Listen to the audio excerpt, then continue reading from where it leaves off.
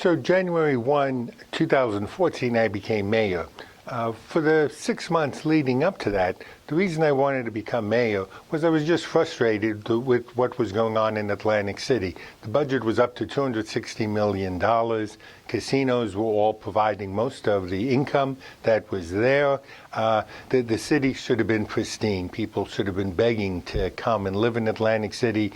Business should have been knocking down the doors to be able to open up business there. The city should have been clean and landscaped, and the boardwalk should have been pristine, and it was none of that. And crime was on the rise.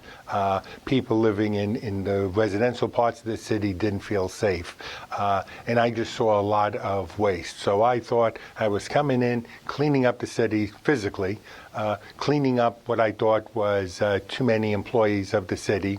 And then when I actually got in the office, it took me a week to realize what no one else had admitted, and that was that because of all the tax appeals, specifically from the casinos, the city now owed the casino $600 million for money they paid in taxes that they should not have paid because of a bad assessment.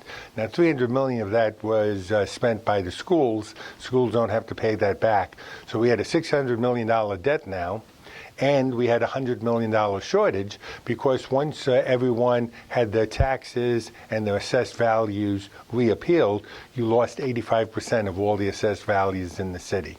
So I become mayor, and you could see just from the physical condition of places like the Atlantic Club and the Trump Marina and the Trump Taj Mahal, that they were not being maintained. You know, they were dirty, carpeting wasn't replaced, they had duct tape on the cracks, and even the some of the property itself was no longer working, like the escalators. So you knew the properties were in trouble at that time.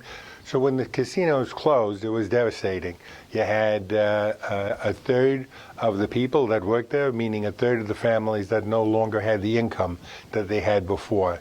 I really think that Bob McDevitt and Local 54 did an outstanding job. They created a venue at the convention center and brought everyone together. As mayor, I remember calling up Atlanticare and asking how they could help, and they came back and said that they were going to forgive all of the debt that anyone had that lost their jobs at the casino that they owed to casinos. We called 4 or 5 of the major lending institutions and asked if they would give a 1-year period of no payment for mortgages. So it extended the mortgage for a year, but people had 12 months not to get there. We had people from the state, both from unemployment office, helping people immediately start with their, I think it was about $700 a month in unemployment. The state also extended it for another 26 months, so you could go for a year, making sure you had at least received $700.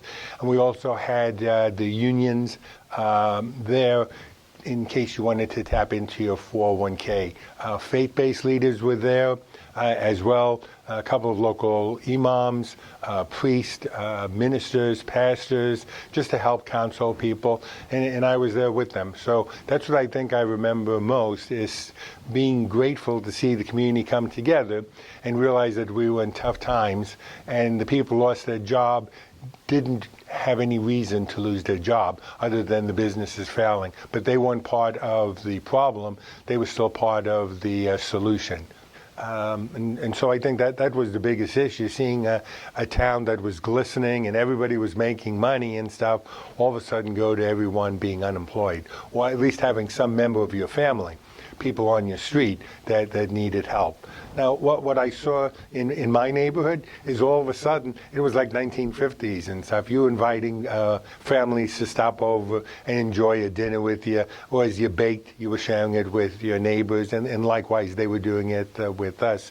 So I think that concept of the family coming together to help became much more obvious. Now, I don't think you thought about it, you just automatically did it. So even the person that was eligible elderly that was on a fixed income, they could bake some extra cookies. They could bake some more muffins in the morning, or they could share some macaroni and cheese with neighbors. And that's what I really saw.